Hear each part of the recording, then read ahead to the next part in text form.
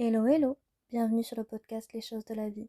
Les choses simples sont belles, partageons des ondes positives et profitons pleinement de chaque instant que nous offre la vie.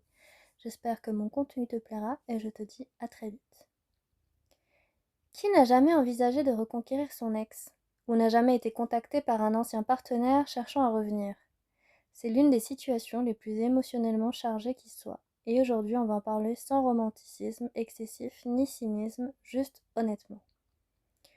Pourquoi on veut revenir? Eh bien, la première raison est biologique. La perte d'une relation active les mêmes zones du cerveau que le manque d'une drogue. L'ex-partenaire est associé à des souvenirs de plaisir, de confort, de familiarité, et dans la douleur de la rupture, le cerveau va chercher ce qu'il reconnaît comme une source de bien-être. Ce que l'on oublie dans cet état, c'est pourquoi on a rompu.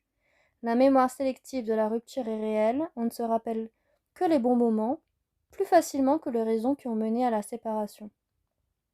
Alors les cas où ça peut marcher. Les réconciliations peuvent fonctionner, elles ne sont pas toutes condamnées à l'échec, mais pour une relation qui a échoué, fonctionne au second essai, il faut que quelque chose ait changé. Pas juste le temps qui a passé, mais une vraie évolution chez l'une des deux personnes, ou bien les deux aussi.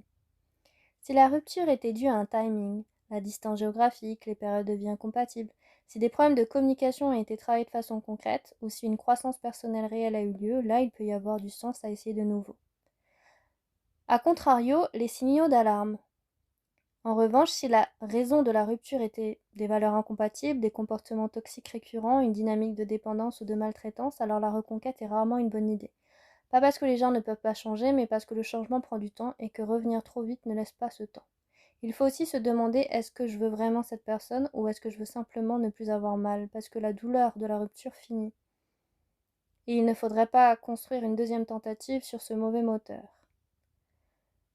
Alors beaucoup de gens utilisent la période de no contact, ne pas avoir des nouvelles de l'ex, non pas comme stratégie de reconquête, mais comme un espace de guérison. Et c'est là sa vraie valeur. Cette distance permet de voir la relation avec plus de clarté, de savoir ce qu'on ressent vraiment, sans l'influence constante de la personne, de la présence de l'autre. En conclusion, reconquérir son ex, ce n'est ni une bonne ni une mauvaise idée par principe, mais l'honnêteté avec soi-même est impérative. Revenez ensemble parce que vous avez identifié qu'est-ce qui a changé, pas parce que la solitude fait peur ou que la nostalgie est forte. L'amour mérite mieux que ça. Merci d'avoir écouté mon podcast. Je te dis à la prochaine et en attendant, prends bien soin de toi.